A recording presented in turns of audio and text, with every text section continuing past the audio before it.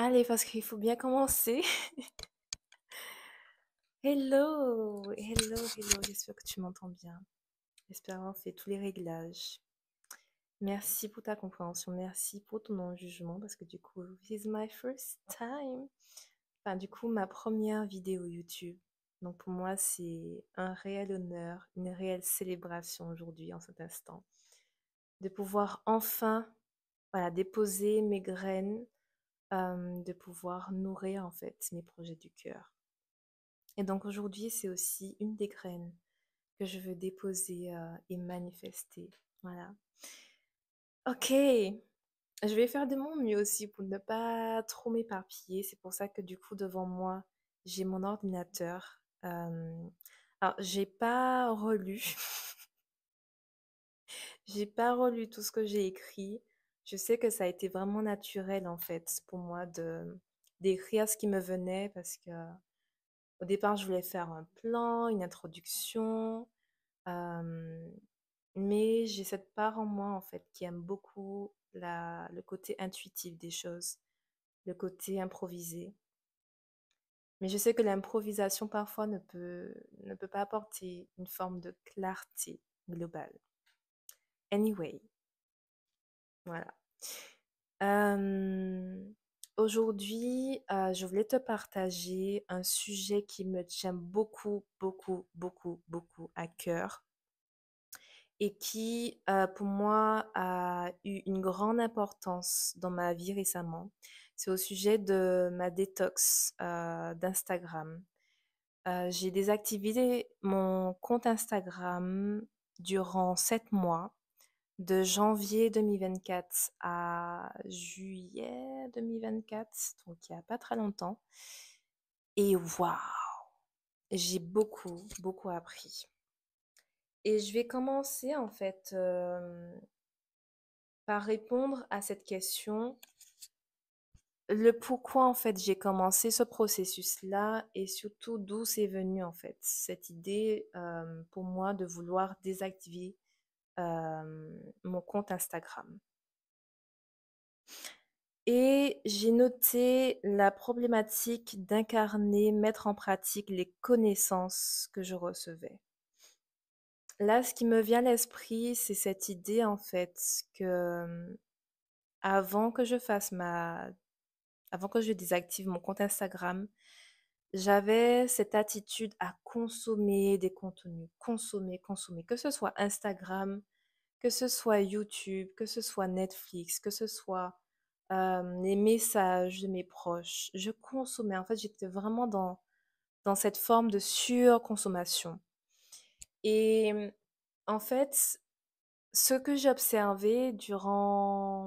appris en fait durant ma détox, c'est que trop consommer, en fait, c'est pas bon.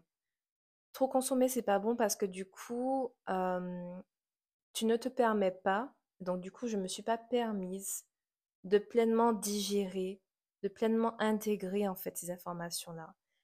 Parce que certes, c'est bien en fait de s'apporter de nouvelles connaissances, de nouvelles éducations dans différents domaines. Certes, c'est bien de pouvoir échanger sur des sujets ou bien juste d'apprendre en fait de nouvelles choses, de s'inspirer de nouvelles idées aussi.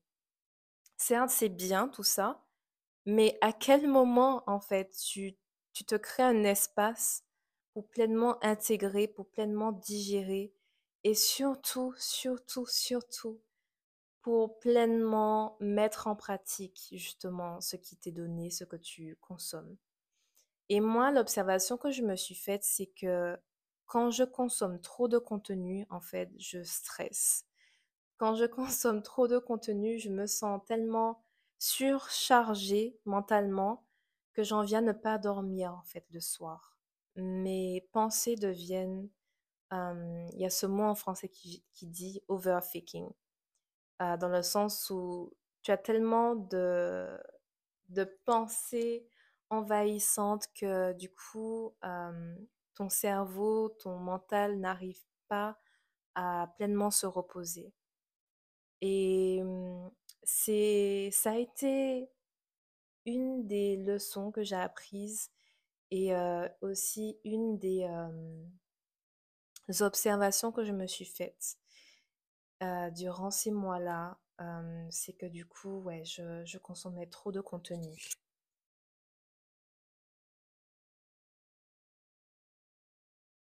L'autre aussi problématique qui revenait pour moi et dont c'est un besoin aussi pour moi de désactiver mon compte Instagram, j'ai marqué, ça a été concernant la problématique de ne pas manifester réellement dans ma réalité mes projets du cœur. Et mes projets du cœur, pour te donner une définition, c'est vraiment finalement les projets qui vont m'apporter de la vie, les projets qui vont nourrir finalement les choses que j'aime, en fait, les choses qui m'animent à l'intérieur de moi et dont j'adore le faire, dont des choses qui me rendent heureuse, qui m'apportent la joie, qui m'apportent l'épanouissement. Voilà, ce sont pour moi c'est cette définition-là de ce qu'est un projet du cœur. Et en fait, j'ai observé ça comme problématique, c'est-à-dire que quand la relation que j'avais auparavant avec Instagram m'empêchait pleinement de manifester dans ma réalité physique mes projets du cœur. Et je pense notamment, donc j'ai marqué d'une part dans l'idée d'une communauté. J'ai marqué remise en question de comment je connectais réellement avec mes proches, mon besoin de connexion profonde en physique. Ça, voilà. C'est que du coup, parmi mes projets du cœur, il y a eu notamment ce projet pour moi de... Déjà, c'est parti d'un besoin, en fait. Voilà, on va revenir sur ce côté-là, sur cette racine-là. Euh, Ce que j'observais, en fait, auparavant, lorsque j'allais sur Instagram, c'est que je ressentais à l'intérieur de moi aussi une déception, en fait, de comment les gens se connectaient entre eux, mais surtout comment il y a eu vraiment cette déception, en fait, d'une réelle communauté. Et pour moi, c'est parti d'une observation, mais surtout d'un ressenti. C'est que vraiment, au plus profond de moi, je ressentais que il y avait des valeurs des idées de communauté qui se partageaient sur Instagram dont ça résonnait pas en fait en moi. Par exemple, cette idée de ce que j'observais surtout, c'est parti d'une observation, c'est que j'observais sur Instagram que la communauté que j'ai là-bas, et je rends grâce, c'est pas pour donner une étiquette globale du coup sur toute ma communauté, mais c'est plus dans une observation. C'est que du coup, je remarquais que les personnes likaient des stories, par exemple mes stories, je vais parler de moi. Et depuis qu'il y a eu cette mise à jour de likes sur les stories, j'ai observé que de plus en plus, les personnes, en fait, euh, n'envoyaient plus de messages forcément en privé, mais du coup avaient ce langage de liker les stories que je partageais. Et en fait, au fur et à mesure, pour moi, ça m'a créé une déception et vraiment un dégoût en fait sur la façon dont Instagram a évolué en ce sens. Parce que pour moi, du coup, ça revenait à une forme de communication de, en surface en fait.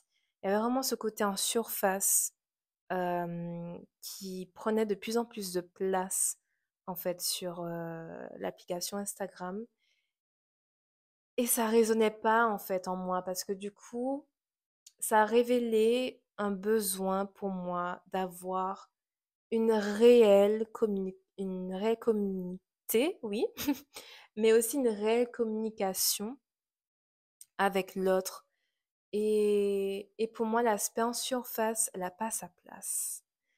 L'aspect en surface, elle n'a pas sa place dans dans ce qu'on appelle en fait avoir une communauté. Et avoir une communauté, elle a sa place justement dans la profondeur. Avoir une communauté, elle a sa place dans l'aspect intime en fait, créer de l'intime avec l'autre. Et ça passe justement par connecter, prendre le temps d'échanger, d'avoir des conversations intimes avec l'autre, d'avoir un espace réciproque dans le sens où les 2 personnes, en fait, vont échanger parce que souvent tu parles, en fait, avec une personne qui est à l'autre bout, de l'écran, de cette dimension digitale et et en fait, le fait de désactiver mon Instagram m'a fait refléter, en fait, autour de ces observations, de ces ressentis que j'ai eus quand je connectais sur Instagram auparavant et aussi cette idée de communauté, d'une réelle communauté et finalement de redéfinir en fait pour moi l'idée d'une communauté.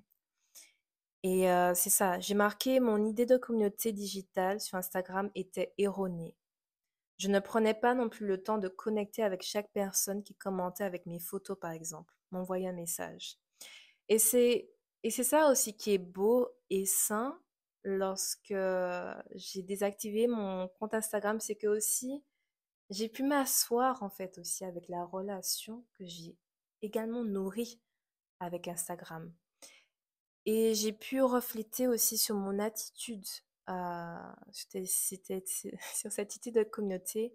J'ai eu aussi ma part de responsabilité et j'ai pu me voir en fait dans des attitudes que j'aimais pas. Et c'est vrai que du coup, je ne me créais pas auparavant cet espace pour pleinement connecter avec l'autre, mais surtout avoir des échanges, que ce soit des commentaires, des réponses aux commentaires, que ce soit des messages qu'on m'envoyait.